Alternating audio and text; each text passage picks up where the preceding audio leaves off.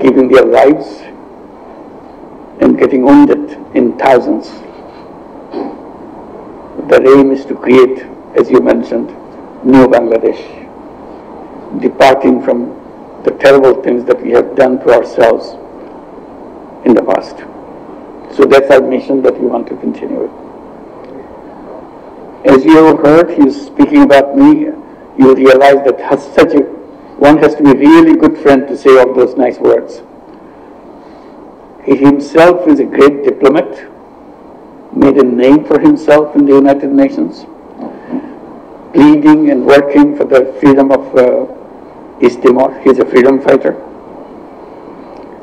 And he continued to remain a fighter for his government and his country. He's a great writer. He very frequently writes op-eds in international newspapers. Occasionally I joined him as a co-author of those op-eds. And he stands up for the rights of the people all around the world, not just Timor-Leste. So he's a very known person in the world. And I'm so happy to be a friend of his, and he being my friend. I can call him a friend. I was stunned when I heard that when he received the Nobel Peace Prize, he put all his money in microcredit. So that was a very pleasant surprise for me that still our relationship was not that close at that time. When I heard that, it really amazed me. That shows something that he really loved to do, giving all his money, the prize money, into microcredit.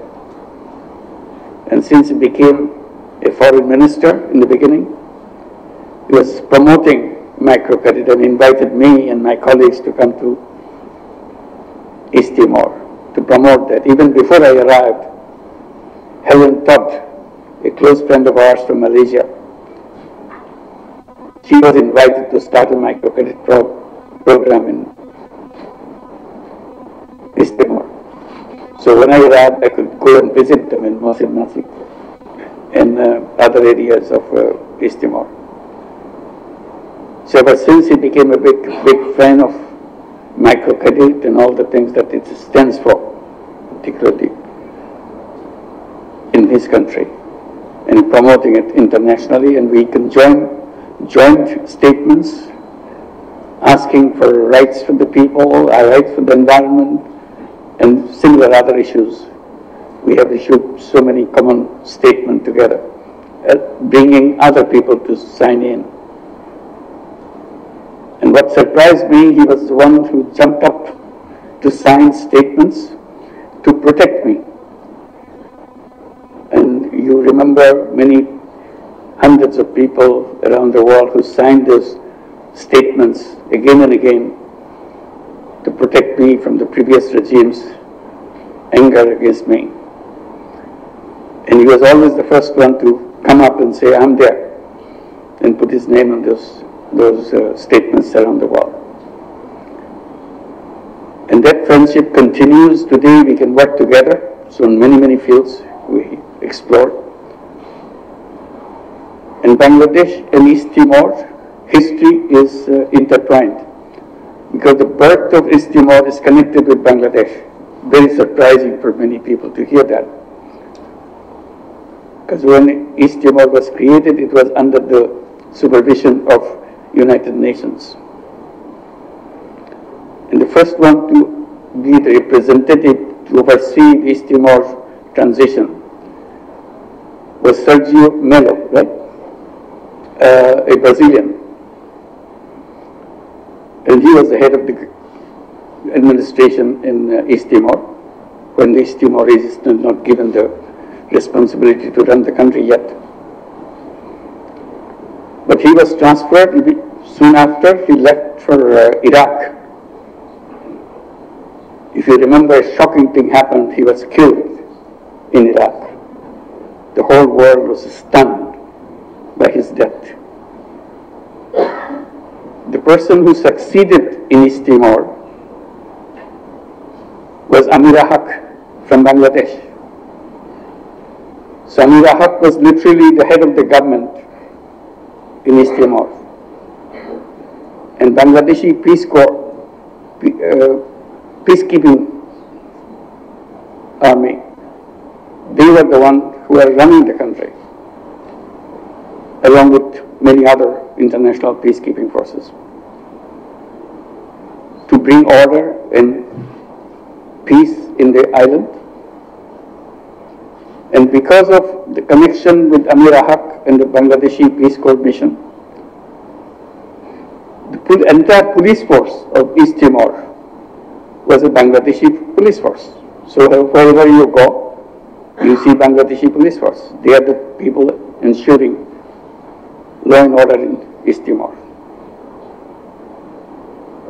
And when I was visiting in 2004, I was invited by Amira Haq in a big palace, inviting everybody in East Timor.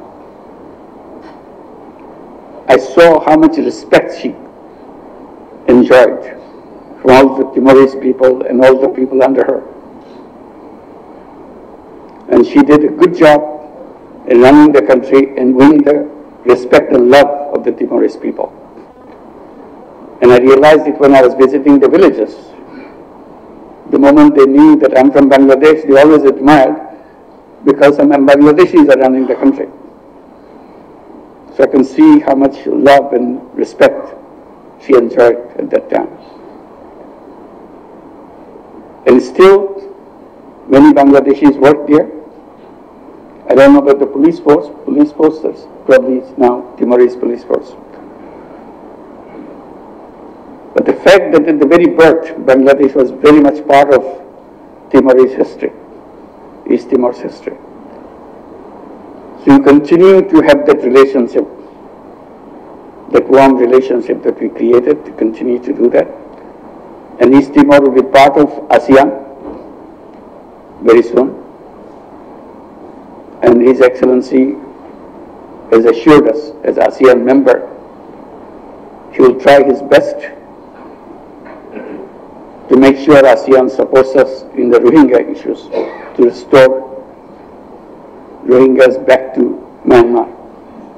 So we discussed in details about how this can be achieved, how to make the international opinion go towards the repatriation of Rohingyas from Bangladesh back to Myanmar. So it will be a strong support for us. Besides all the international forums, we look forward to get the support from East Timor. And His Excellency has expressed his support wherever it's needed. And we are so proud to have him with us. It's a wonderful occasion to be here today, to see him. And I hope this will not be the last. He has already visited twice Bangladesh. This is the third time. Third time. This is the third time, yes. This is the third time he has visited. So I hope there will be many more times to come and visit. And our relationship continue to grow. And we signed some agreements, but beyond the agreements, we also make sure that our relationship on trade, on investments continue and expand. And His Excellency has invited all our investors in Bangladesh to come and invest in East Timor. And we'll be very happy to encourage to build the relationship which started with the birth of East Timor, continue to be bigger with the support from His Excellency's office and the people of East Timor to make it bigger and bigger. Even when I was visiting first time in 2004, I saw many Bangladeshi products in the villages, not in the city. City is there. Many Bangladeshi products, they're everyday products. They see it as their own. They say something, chairs, tables, brand goods, plastic chairs and all that, lots of things. So it made me happy that yes, our business people coming to East Timor and see the vacuum there and helping people, and people enjoyed those products that they were having. So we are inviting East Timor to widen that, not only selling products, also producing products in East Timor, have a bigger market around the East Timor. So we'll be looking forward to that. But with these words, we again thank Your Excellency for being here with us today and make the whole nation happy for your presence. Thank you.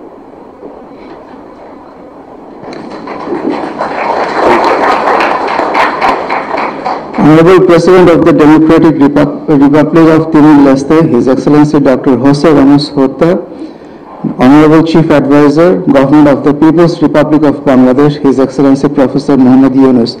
Thank you very much for your kind statements. With this, we are now opening the floor for questions. We can take a maximum number of 2 questions. Assalamu alaikum. This is Shamsul Alam from Bangladesh Television. His Excellency, Mr. Professor Muhammad Yunus, Chief Advisor of the Interim Government of Bangladesh.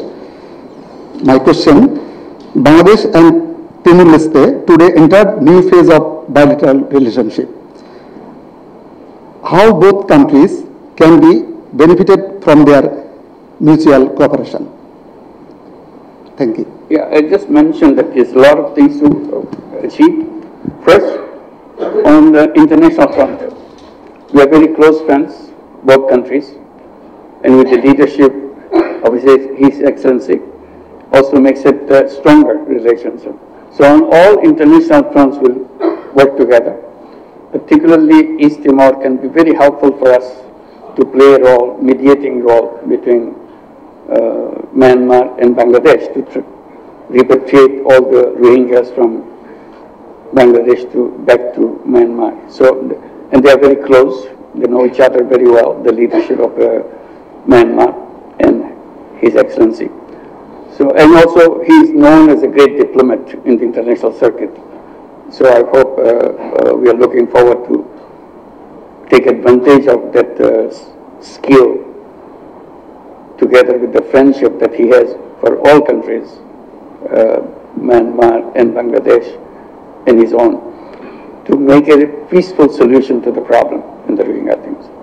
Also, economically we can benefit because they are inviting us to invest, and it's a great opportunity. The resources East Timor has is totally endless, from oil to the greeneries, the forestries. Wherever you go, it's a beautiful forest. It's a wonderful occasion to do that, and education, many other things that we can do. Technology for people in the remote places, which we have done in Bangladesh.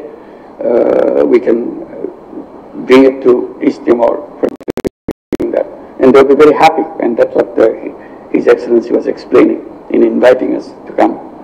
So our relationship grows stronger as we visit each other and see the opportunities for each other in both countries, and continue to achieve those things. Thank you. Good afternoon. I am S.M. Rashidul Islam, working at National News Agency, Bangladesh সংবাদ সংস্থা. His Excellency Timor-Leste President Jose Ramos Horta. My question is, both of you are Nobel Peace Laureate. What is your message for global peace in the present context?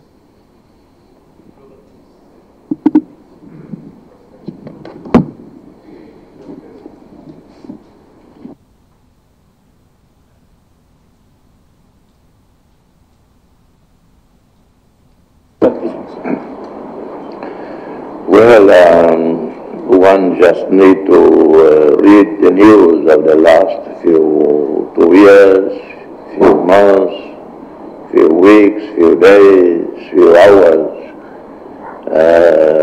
to be so disillusioned, pessimistic about the way forward. Frankly, global leaders, particularly those sitting as permanent members of the UN Security Council, they have this privilege, the power, one, to prevent conflicts from happening, Second, when conflicts happen, they are supposed to expeditiously try to resolve. And yet,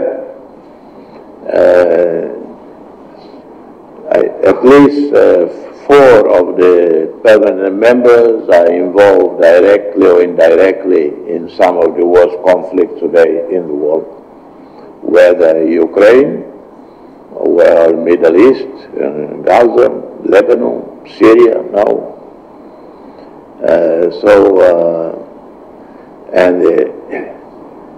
If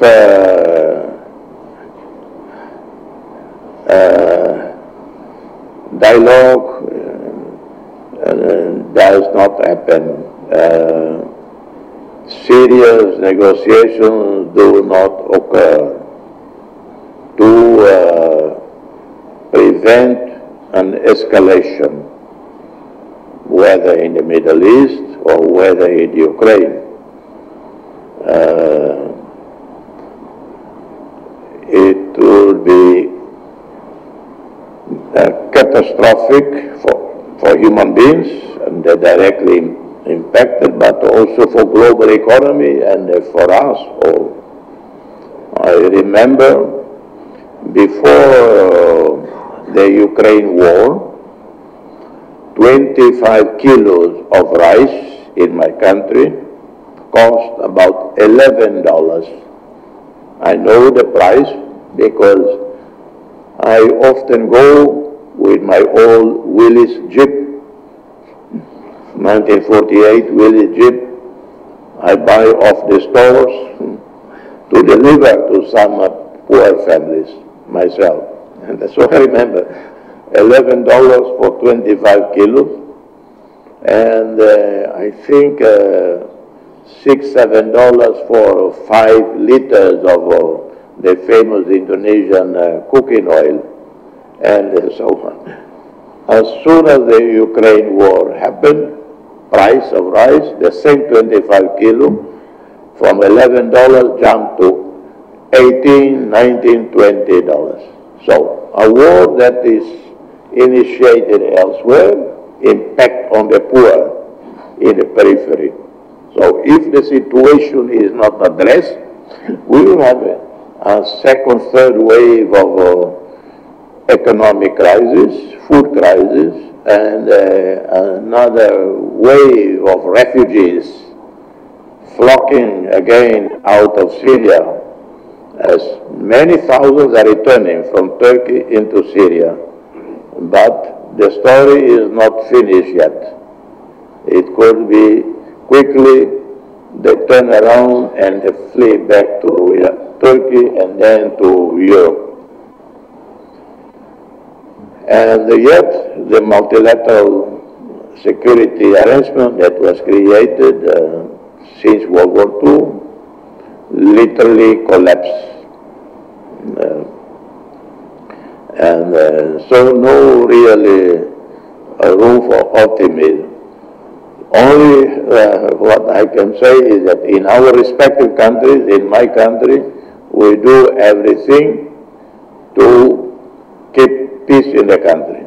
When I was asked, what can Timor-Leste contribution to ASEAN as we join?